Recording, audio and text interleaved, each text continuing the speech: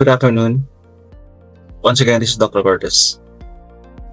So, welcome sa ating continuing lesson, Feasibility Study. We are now in activity number 13. It's still part of the financial study. So, for the past few meetings, we have been talking about preparation of your financial statement like the balance sheet, the income statement, and the cash flow statement. And today, we're going to continue yung financial statement or financial study ng iyong feasibility. So as I said, ang chapter 5 is the longest and the hardest part of the feasibility. See, we'll notice that we have been dealing with numbers, with amounts sa ating mga past few lessons. But important thing, we are done with the statements, the financial statements, the income statement, the balance sheet, and the cash flow.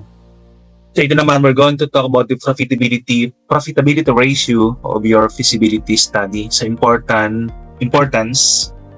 ng mga ratio, we should know the relationship of the different amounts sa loob ng iyong mga income statement. Kasi it is important as business person, if you want to know magkano ba yung profit margin, magkano ba yung kinikita, ilang percent ba. Although those are mentioned in your income statement, but it is more relevant if we can express those amounts in percentage. Yung mas maikli lang na dito, showing yung makinikita ng isang negosyo. Yeah, that is the background of the profitability ratio natin.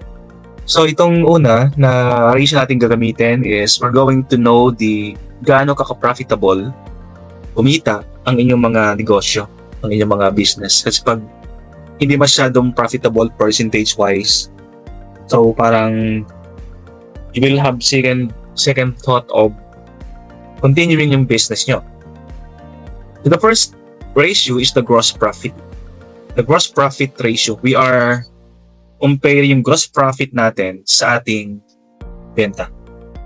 And if you can recall, ang ating gross profit, ito'y based based ito or we extracted this amount sa inyong mga income statement. Kasi ang profit is can be obtained sa inyong mga income statement or statement of comprehensive income. So itong gross profit and net sales, it comes from your income statement. Alright, so sample natin yung next 5 years natin. Sample, no? 2011, 2012, 13, 14, 15. Ito kunwari mga succeeding mga succeeding years. So, based sa inyong mga income statement, yung gross profit for 2011 or for the first year is 3,171,664. Ang kanyang net sales nung taon na yon ay 6,663,960. So we'll just simply divide the gross profit by your net sales. So lahat yan ay pare-pareho, no? So yung next 5 years, we divided the gross profit by your net sales. And you will get percentages. Ito ang tinatawag natin mga gross profit ratio. Example, for 2011, that is 0.48 or that is 48%. So they are consistent na sa next 5 years, ang kanilang gross profit ay 48%. Although in actual practice, hindi naman palaging gano'n, no? It varies, pwede sa magbago, pwedeng 48%, naging 49%, naging 50%. Pero hindi sila masyadong magkakalayo. Kumbaga, yung average is it can be 48. So pwede sa 47, pwede sa 48, pwede sa 49 or 50. Huwag na masyadong malayo yung gross profit. Dito kasi sample natin, nagkataon na lahat ay pare-pareho ng percentage. But you'll notice that in your own income statement, pwede silang magkaiba. So pinapakita ng gross profit natin, after deducting cost or puhunan sa ating benta, ilan ang percent ng ating kinita compared sa sales natin or net sales. So that is what is being shown by profitability ratio na gross profit ratio ang tawag natin.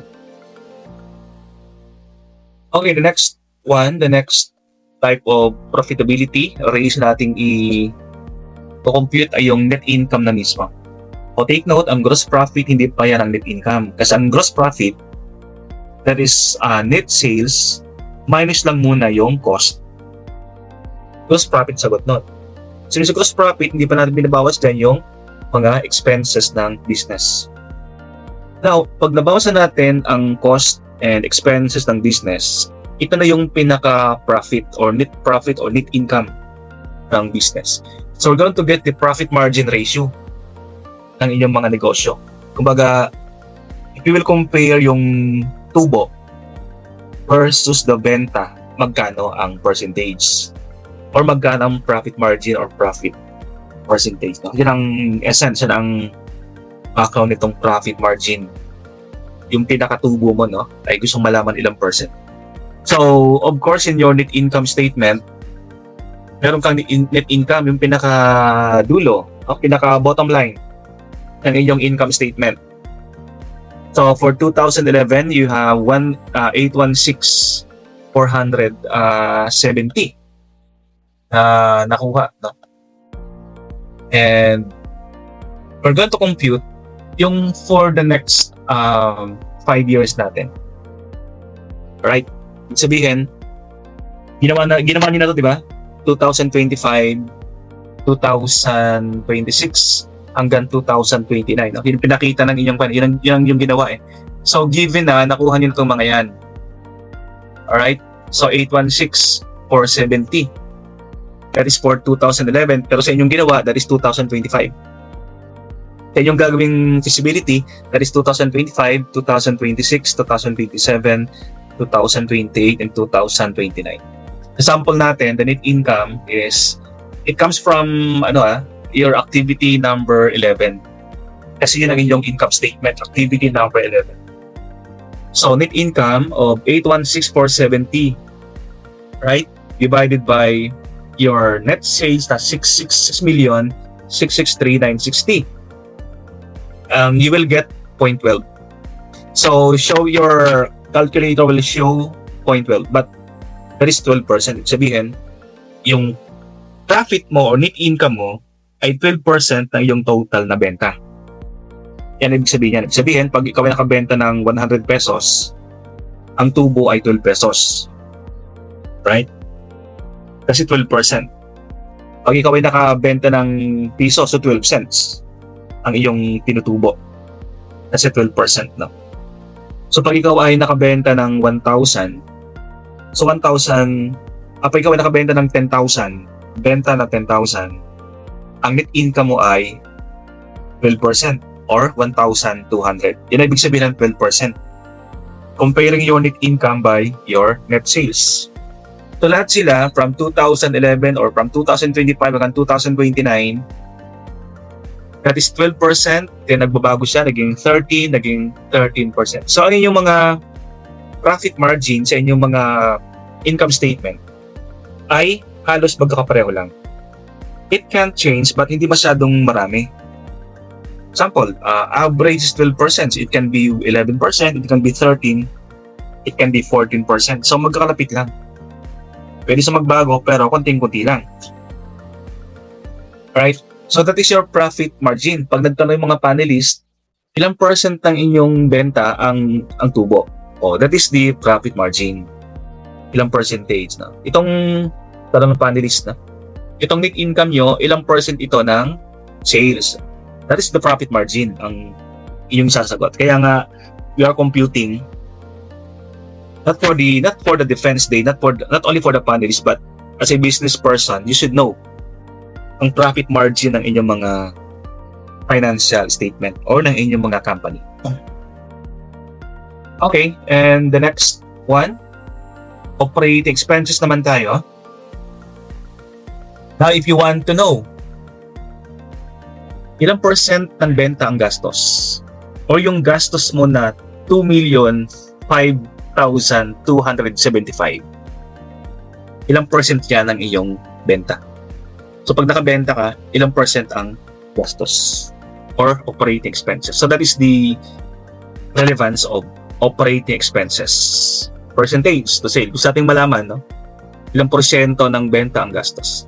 So, once again, this data, this amounts came from your income statement. EBT number 11. So, ganun din, 2011 in your own business, that is 2025 hanggang 2029. So, just write the first row, yung total operating expenses. So, sa ating sample, total operating expenses, 2,000,005. That is given sa inyong income statement. Then, you will divide that once again by your net sales. 6,663,960.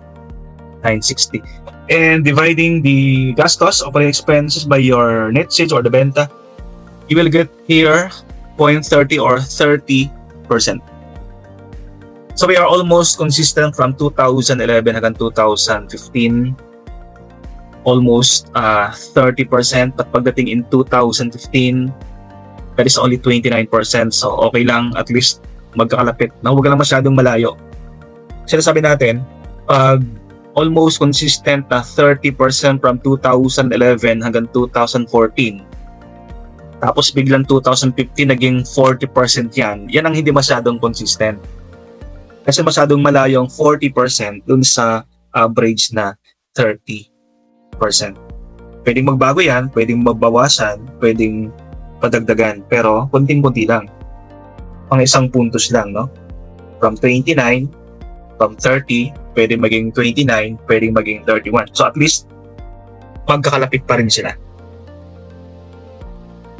So yan ang nagtanong panelist, ilang percent ng benta ang gastos. So yan ang pinapakita ng operating expenses ratio. Okay, so let's go to the payback. This one is relevant. Kasi as a businessman, pag ikaw nag-invest, siyempre, you are assuming na meron talagang return or tubo. Or meron talagang ROI. Or meron talagang babalik sa'yo. O meron kang kikitain. Pero ang tanong, gaano katagal? Ilang buwan, ilang quarters, ilang taon bibilangin bago may balik sa akin mga puhunan. May balik sa amin ng mga investors or partners sa mga puhunan namin. Yan pinapakita ng payback. It's payback time. Yan. Kumbaga, ito yung ilang taon bago maibalik lahat ng iyong mga investment. So, depending on your business, kung magkano ang inyong mga contribution. Example, nag-contribute ko 100,000. Gusto mong malaman ilang taon bago maibalik sa ang 100,000. Or you contributed 50,000. Ilang buwan, ilang taon bago maibalik sa iyo ang 50,000. That is the payback period. And I know it is also relevant or important for you guys to know ilang taon, gaano katagal ang paghihintay bago mabalik sa atin. Alright, that is the background. That is the essence of the payback period. So, we should have first yung total partners initial investment to the company. So, alam niyo naman yan, di ba? 3 kayo magpa-partners, 5 kayo magpa-partners, magkano contribution bawat isa. Ating sample, net na business na to, if you can recall, 5 silang partners, di ba? Then, each of them contributed 800,000 pesos. Di ba? Sa sample natin. Then 800,000 pesos multiplied by 5 partners. So ang kanilang total initial investment to the company, to the business is 4 million. Kaya we have here 4 million. So sa inyo, magkano? O 3 kayo. Magkano lahat? Yung contribution ng 3 pag tinotal. So pag kayo tiga 100,000, so your total investment is 300,000. Combined. Right? Kaya nga nakalagay dito total initial investment. And secondly, you should be getting your annual net cash flow from operation. Itong dalawa, pag given itong dalawa, no, alaman mo na kung ilang taon ang bibilangin bago maibalik sa iyo ang iyong investment. Sa sample natin, the annual net cash flow from operation, ito namang 1,840,000. Ito naman ay manggagaling sa inyong statement of cash flow. That is activity number 12. Itong dalawang amounts na i-given. Lahat kayo meron yan. Assuming na nag-compute kayo, but I know you are done with the cash flow statement, so alamin na yung annual net cash flow from operation ninyo. Now for for reference, makita natin kung paano nakuha itong 1,840,000. We're going to go back to your income statement. We're going to go back to your cash flow statement. To bring out your cash flow statement. Ito yung ating sample. Itong cash flow ng ating sample. We retrieve this from activity number 12, cash flow statement. Okay, so you are now familiar with the cash flow, di ba? Na napakita natin to or nagawa nyo na to. Okay, and I want to bring you dito sa net cash flow. Itong naka-bold letters na yan. Itong row na lang to. Itong row lang na to ang ating pagkukunan. Diba lang tayo ditong limang amounts kasi 5 years, di ba? 2025, 2026, 2027, 28, 29. Ating sample dito, 4,353,796, 13,277, 1,880, 1,633, 1,320. Alright. Itong gagawin natin dyan, itong 5 amounts na yan, no? Net cash flow. Itong 5 amounts. I-add lang muna natin. Okay, so sabay-sabay tayo. 4,353,796.5. Okay? Plus 13,277.15. Plus 1,880,725.37. Plus 1,633,136.93. Lastly, plus 1,320,615.48. Pag natin 5 yan, your total should be 9,201,551.43. Okay, ulitin ko ha. Ang total ng 5, 9,201,551.43. Then we get the average. Pag sinabing average, i-divide natin ng 5 divided by 5. So divided by 5. Okay? Ang sagot? That is 1,840,310.28. 1,840,310.28. Okay? Itong 1,840,000, ito yung nakalagay dito. Ayan. 1,840,310.28. So, meron pagkuha ng average. Okay? Ayan o, average amount for 5 years. Na, pag nakuha na natin to, itong dalawang amount na yan. So, imagine ha, nag-invest ka ng 4 million. Then for the next 5 years, ang cash flow na babalik sa'yo, on the average, is 1,840,000. So, may imagine mo na ngayon, sa ilang taon, bago makompleto yung 4 million. Okay? So, lagay tayo ng table dito. Ito yung ating 4 million. Ito yung ating hinahabol. Ito yung ating 4 million na gusto natin maibalik kaagad sa atin. Alright? Now, sa first year ng operation, ang cash flow na pasok sa atin ay 1,840,310. Okay? So that is counted as 1 year. Yan. So you can imagine, di ba? 4 million na ating hinahabol. Noong unang taon, may pumasok na sa atin 1,840,000. Right? Now, yung pangalawang taon, may pumasok ulit 1,840,000. 310.28. So, 2 taon na. Ibig sabihin, 2 sunod na taon, ang pumasok na pera sa atin ay 1,840,310.28. Dalawa ha, ang tanong, naibalik na kaya sa atin yung buong 4 million? Hindi pa, di ba? Kasi pag inad mo yung dalawang yan, 1,840,310.28, dalawa. Alright? Pag inad mo yung dalawang yan, ang total ng dalawang yan is only 3,680,620. Add mo to ha, 1,840,000 plus 1,840,000, ang total yan is 3,680,000 pa lang. So ang tanong, na kompleto na ba? Hindi pa, no? O lagyan natin dito para balungan lang na. Okay? So, 1,840,000. 310.28. Unang taon to. Okay? Pangalawang taon, may tinanggap ko na namang 1,840,000. 310.28. Okay? So, tingnan natin. Ibalik na ba yung 4 million? Ibalik na ba sa atin? Hindi. Kasi ang total ng dalawang yan is only 3,680,000.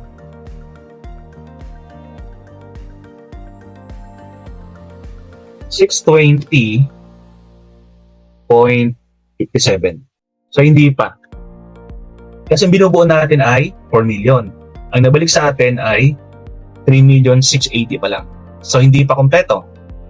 So, abutin pa tayo ng third year. Diba? O, third year na tayo. Ibig sabihin, kulang pa, di ba? Kulang pa. Now, on the third year, magkano na lang ang kulang? O, kunan natin. 4 million plus 3,680 is 20.57. Right? Paano nyo ba? Diba? Yan na lang ang kulang eh. Kulang pa tayo ng ano? Well, let's get the difference. 4 million minus 3,680. 620.57. Alright? So, kulang pa tayo ng 319,379.44. O, ilan ang kulang natin para makumpleto yung 4 million. Alright? Now, sir, ibig bang sabihin ay 3 taon ang ating payback period? Hindi 3 taon. Kasi sa pangatlong taon, hindi buong 1,840 ang ating hinahabol, kundi 319,379 lang. Alright? So, kunin natin yung fraction. I-divide natin itong 319 by 1,840 110.28. Divide mo yan, o sabay-sabay tayo mag-divide. Divided by 1,840, 310.28. Okay? Ang sagot ay 0.1735. Alright? 0.1735. Masyadong mahaba. So, gawin natin 2 decimal places lang. So, tanggalin natin yung mga yung pangatlo, and pang-apat. So, para mas maikli, 0.17 lang. Right? 0.17. So, anong ibig sabihin yan? Okay? So, ang payback period natin ay 2 years and 0.17. So, pangatlong taon, 0.17 lang. Kasi hindi naman buong taon, hindi naman 1,840, 319 ang hinahabol natin eh, di ba? So, ang ating counted years ay 1 year, 2 years, and 0.17. So, it means 2.17 years. Right? Dine-convert natin yung 0.17, i-convert natin into months. Ilang months ba yung 0.17? So, ang gagawin natin, yung 0.17, i-multiply mo siya ng 12. So, bakit 12? 12 months kasi. Right? So, 0.17 multiplied by 12, it will give you 2, or it means 2 months. So, therefore, yung ating payback period ay 2 years and 2 months. Para mas specific. Not 2.17, but 2 years and 2 months. So, ibig sabihin, after 2 years, 2 buwan, yung 4 million nyo ay may babalik na sa inyo. Yan ang payback period, no, na tinatawag natin. Alright? So, kompleto na. Meron tayong ratio, profitability ratio, meron tayong operating expense ratio, and the payback period. So, masasagot na yung tanong ng mga panelists, no? Kung ilang taon bago bumalik. Alright? So that is the end of chapter 5, no? Na sabi ko ay pinakamahirap gawin na chapter. Kasi ang susunod na chapter is chapter 6. Ito ay medyo madali na, no? Nalampasan yun yung chapter 5, na financial study. So, dito tayo sa chapter 6, socio-economic study. So, basically, itong chapter na to, it should show yung impact ng inyong study sa society, sa community, sa general public as a whole, the customers. Yan. Ano ang kanyang socio-economic contribution? So, meron dito mga sample, no? Ano bang nagagawa ng isang Kalye 8 na business? Unang-una, contribution to the Philippine economy. For example, ang isang business can contribute to the flow of transaction, the flow of commerce, or employment. Paying tax to the government. Yan ang contribution ng business na to sa economy. So the same thing with your own business, no? Meron kayong mga pwedeng contribution, example, employment generation, diba? Your company as part of our ethics or social responsibility should be helping in conserving, protecting the environment. You are paying taxes, you are cleaning the environment, you are involved in beautification program, the government, pag may mga magsusulisit. So, ibig sabihin, ang chapter 6, hindi ka lang dapat profit-oriented. No? Ang isang negosyo should also be helping the community, the society, the environment as part of your corporate social responsibility. Or, para rin tayo mukhang profit. Kumbaga balance na, we are also helping out in society. Okay, so given this one, so yun ang ating gagawin. So, submit this later than today is sample November 12 tapos. Okay, so that is your activity number 13. And hoping that you will get this, guys. So thank you. Thank you very much, guys. Bye, everyone.